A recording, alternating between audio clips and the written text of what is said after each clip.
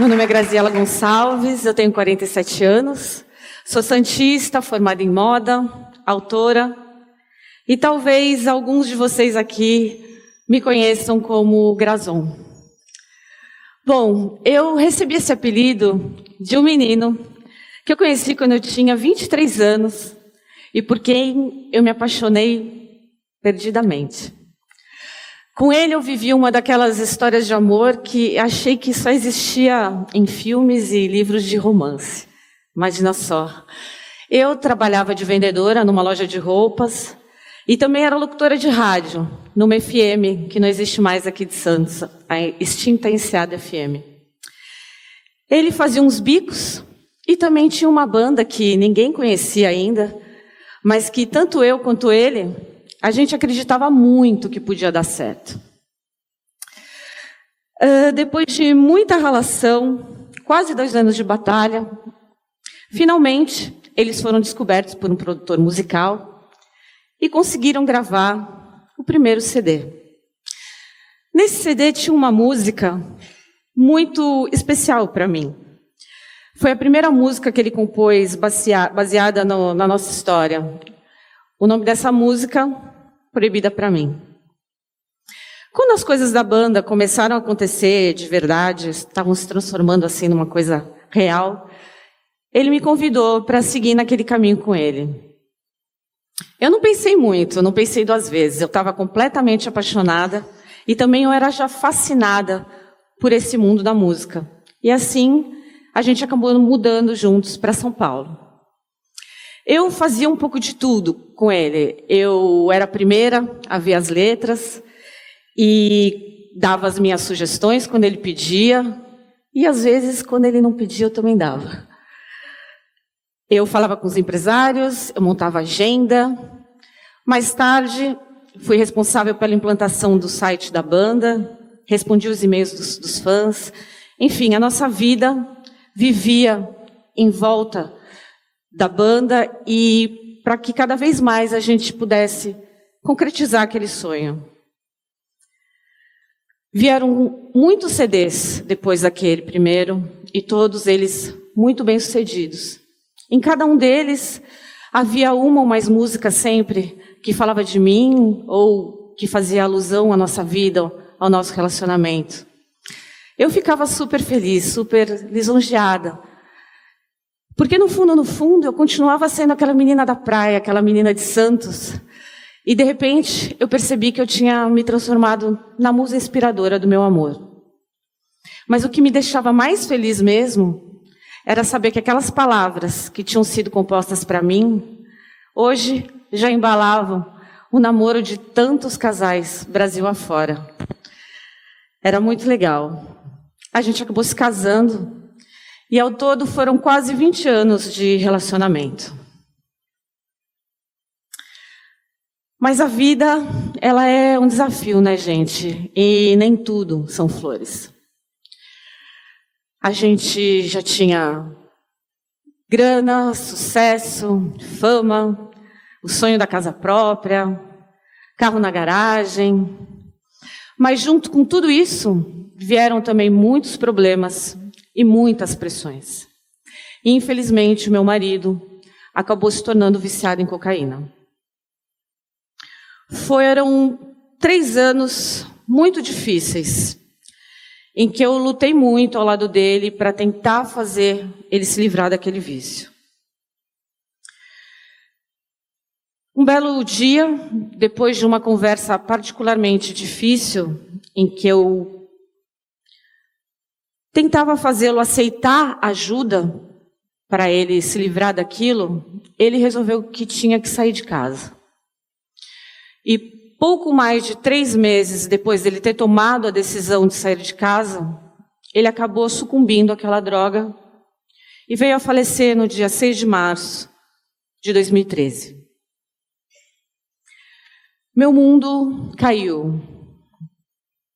Eu perdi minha identidade, eu perdi a noção de tudo que estava ao meu redor, eu perdi a vontade de viver. Eu já não sabia mais quem eu era. E como se toda essa dor que eu estava sentindo não bastasse, Alguns jornalistas dessa mídia sensacionalista que hoje a gente conhece tão bem, noticiaram que, na verdade, ele tinha morrido de amor. Que ele tinha morrido porque eu o havia abandonado. Veja só. Ninguém sabia da minha vida. Ninguém sabia de toda a luta que eu tinha vivido ao lado dele naqueles últimos anos. E aí, gente, vocês imaginam, em tempos de mídias sociais completamente estabelecidas, como a gente conhece hoje, algumas pedrinhas se transformaram numa verdadeira avalanche. Sofri difamação, ameaças, recebi muito ódio, foi bem complicado. E o mais irônico, ou o mais triste, é que tudo aquilo era também alimentado por muitos daqueles que cantaram para os seus namorados e namoradas as músicas que tinham sido compostas para mim. Eu me transformei em ré no tribunal da internet, julgada, condenada, sem direito à defesa. Eu era julgada por quem não fazia ideia de quem eu era. Não foi nada fácil. Do dia para a noite, de musa inspiradora, eu me transformei em causadora da morte de um dos maiores ídolos do rock brasileiro. Ele era o Chorão, da banda Charlie Brown Jr. Quando eu comecei a entender o que estava acontecendo comigo, quando todo aquele turbilhão começou a entrar na minha cabeça, eu percebi que uma palavra se destacava no meio de todos aqueles absurdos que eu li a meu respeito. Essa palavra era culpada. E ela veio forte, pesada, como uma redoma que eu achei que ia me aprisionar para sempre. Eu não conseguia entender o porquê daquilo, eu não me sentia culpada. Eu tinha plena consciência de que eu tinha feito tudo o que estava ao meu alcance. No começo, que a gente não acha que vai, tomar uma proporção tão grande, aquelas conversas duras, depois idas ao médico, tentativas de tratamento, e até uma internação voluntária que acabou não dando certo. Ele era meu marido, o amor da minha vida, e eu fiz tudo que eu podia naquele momento. Mas tinha um detalhe muito importante. Ele não era uma criança. Ele era um homem que tomava as decisões.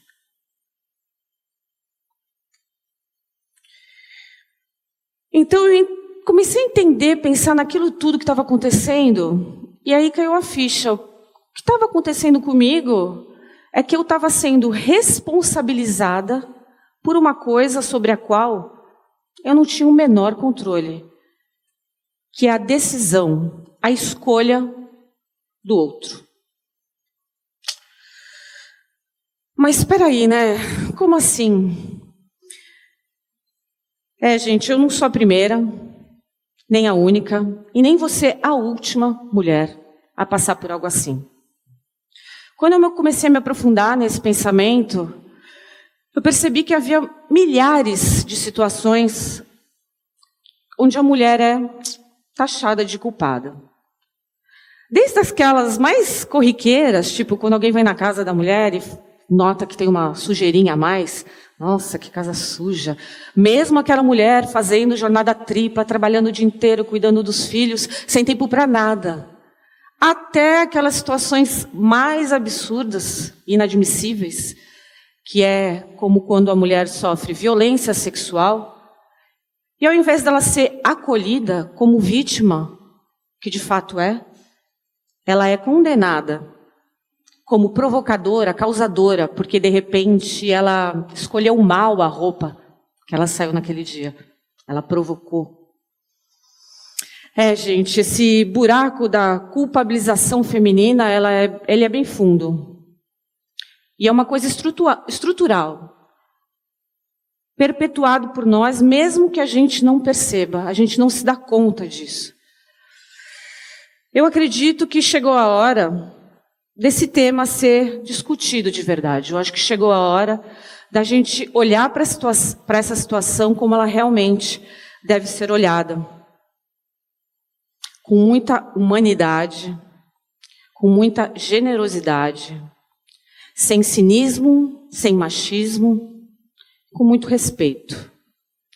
Porque é algo que uma hora ou outra, todas nós mulheres sofremos, independente de raça, credo ou classe social. E agora, voltando para esse buraco dessa culpabilização, eu também acho que cabe um olhar para como a gente está educando as nossas crianças, os nossos meninos e meninas. Para responder aos papéis que eles vão representar na sociedade do futuro, para que a gente tenha uma sociedade mais justa para todo mundo. Voltando para a minha situação, eu ali, afundada naquele desespero, completamente soterrada por todos aqueles julgamentos e conceitos que estavam projetando em mim, eu senti que aquilo não estava certo. Nem eu e nem mulher alguma deveria passar por aquilo. O meu resgate mesmo começou quando eu recebi um convite para escrever o livro sobre o que eu tinha vivido. Nesse processo de escrever toda a minha história, sobre toda a minha história, eu acabei tendo que fazer uma revisão forçada, né? Dos momentos bons e, claro, aqueles que eram doloridos, aqueles que eu não queria, que eu estava evitando muito.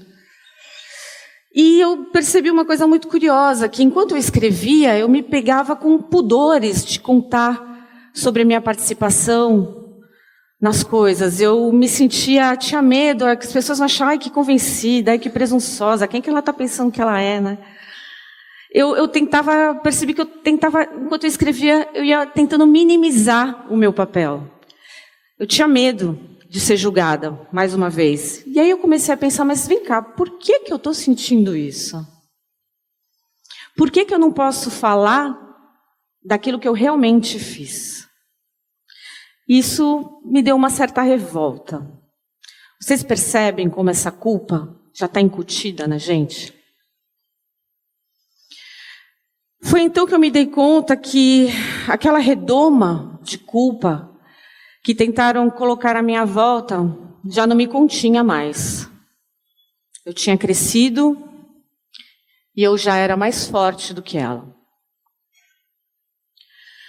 Depois de 5 anos de um silêncio autoimposto, eu lancei em setembro do ano passado, 2018, um livro contando a história da minha vida ao lado do Alê, o Chorão, Alexandre. O nome do livro é Se Não Eu, Quem Vai Fazer Você Feliz. Esse nome foi tirado do refrão daquela música que eu citei no começo da palestra. Por isso que é uma música tão especial. O livro acabou sendo muito bem recebido, o que me deixou muito contente. Mesmo assim, até hoje, eu sou obrigada a lidar com comentários nas minhas mídias sociais, do tipo, esse livro só fez sucesso porque ela está falando de um cara famoso. Queria ver se ela escrevesse sobre a vida dela. Mas essa é a minha vida. Essa é a minha vivência. Sim. É impressionante que, às vezes, quando uma mulher resolve assumir o papel que ela teve na construção do sucesso do seu parceiro, ou de uma empresa, ou de uma sociedade, como isso ainda incomoda algumas pessoas. É muito mais fácil, né, dar um prêmio de consolação pra gente, tipo aquele ditado babaca, atrás de um grande homem existe uma grande mulher. Atrás o quê? A gente não tem que estar atrás de nada, a gente tem que ter respeito, a gente tem que ter igualdade.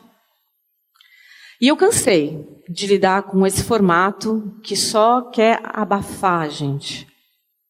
Não dá. Hoje, eu faço as minhas escolhas. Eu escolho não me desculpar por ser mulher. Eu escolho não me desculpar por não ser passiva. Eu escolho não me desculpar por não me encaixar no molde que a sociedade espera que eu cumpra.